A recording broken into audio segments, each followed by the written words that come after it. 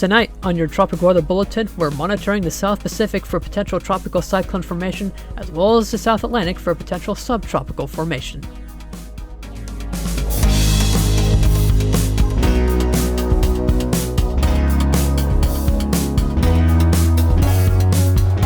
Now the latest around the wide world of tropics. Tropic Weather Bulletin for May the 17th. Well, here we are on the third Tropic Weather Bulletin of the year. Feels good to be back making these. And we are looking at a world that is fairly quiet in terms of tropical cyclones. However, don't let that deceive you. We do have a couple areas of interest that we are watching for formation of tropical and subtropical cyclones in the Southern Hemisphere.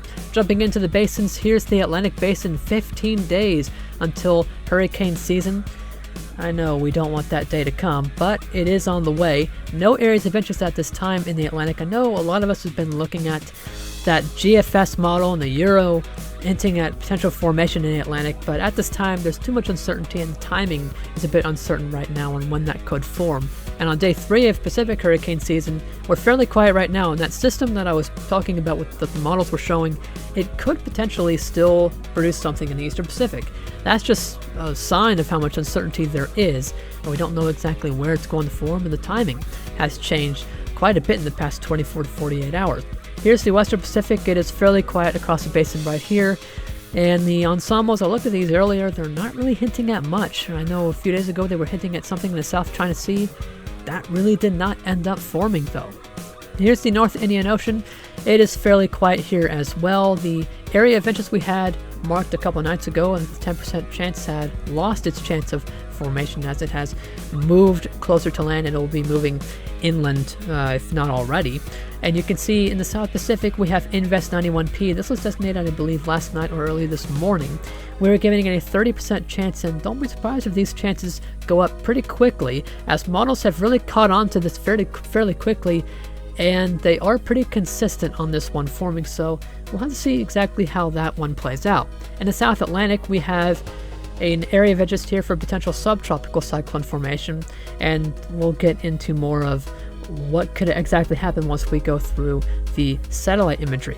Speaking of satellite imagery, let's go to the Atlantic Basin. You can see the Atlantic Basin is fairly quiet. We just have some general thunderstorm activity stretching from the Central America region all the way up into the Mid-Atlantic and Northeastern U.S., where we've had some severe weather. There was an enhanced risk today for wind.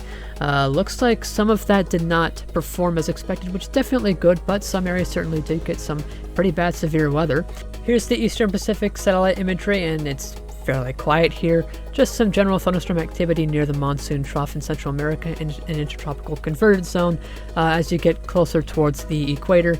Nothing really signifying tropical cyclone formation within the next 5 days. And here's the floater that would be for the Western Pacific, but this is a bit further south to focus some more attention on Invest 91P down there. Looking at the first visible images, it's looking pretty good.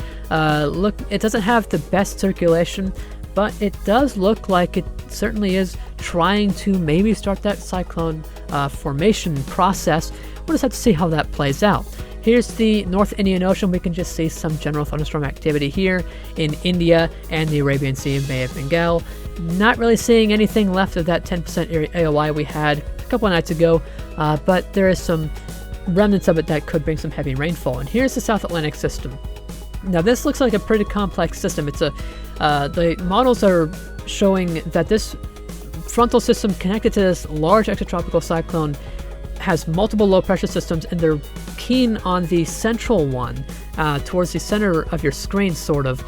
That one, they're wanting to hook towards the coastline, and then it curves back towards the southeast away from South America, and at that point that's when subtropical cyclone formation could take place.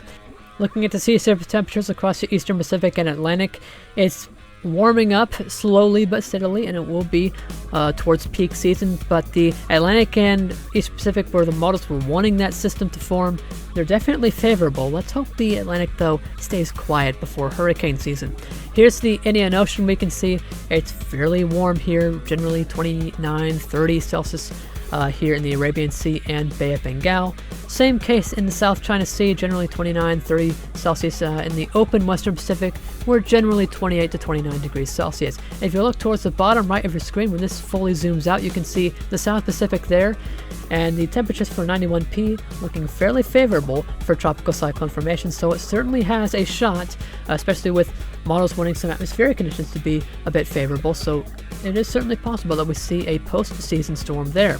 Here's the sea surface temperature anomalies, and the big dominating feature within this is that La Nina, which has been really there for as long as I can remember doing these tropical weather bulletins, even last year in June and May. And moving on from the anomalies, let's get to the oceanic heat content. In the Atlantic Basin, we can see where it matters for this time of year in the Gulf of Mexico and Caribbean. They are starting to increase, around 75 on that scale there, maybe getting towards 100. And if you're wondering what this means, basically the oceanic heat content is a measure of how deep do those warm sea surface temperatures that are there at the surface, how deep do they go down? Because these hurricanes and typhoons and cyclones, whatever you want to call them, as they strengthen, they like to churn up the water from down below. And if that water down below, it's very warm, like in the Western Pacific there, it can continue to churn that up and continue intensifying. That's just a little science fact for you all on this Tropical Weather Bulletin. Now let's get to the on this day for May 17th, 2021. 1 year ago today, we were tracking Cyclone Taute as it made a Category 4 landfall in India. I remember tracking this one very closely. I remember spending a whole day just trying to get graphics and videos done for Force 13. It was a truly hectic day, as this was a very destructive cyclone. Thankfully, we did not see anything like that with Asani, as some models were predicting in its early stages of life. And getting into the naming list for tonight, the Atlantic Basin is still looking for Alex next. Let's hope we don't see that before hurricane season starts. In the Eastern Pacific, the next name is Agatha. In the Central Pacific, while Courage of the Cowardly Dog is certainly cowardly, Hone is even more cowardly, as it has yet to show any signs of itself in the Central Pacific. In the Western Pacific, on list 4, the next name is Chaba. In the North Indian Ocean, after Asani, we're looking for Sitrang. Don't know if we'll see that anytime soon. And getting to the Southern Hemisphere, the Australian region, we're looking out for Darien. In the Southwest Indian Ocean, we're looking for Lalama. And in the South Pacific, we're looking for Gina. Thank you so much for watching this Tropical Weather Bulletin, and as always, we'll have another one tomorrow night.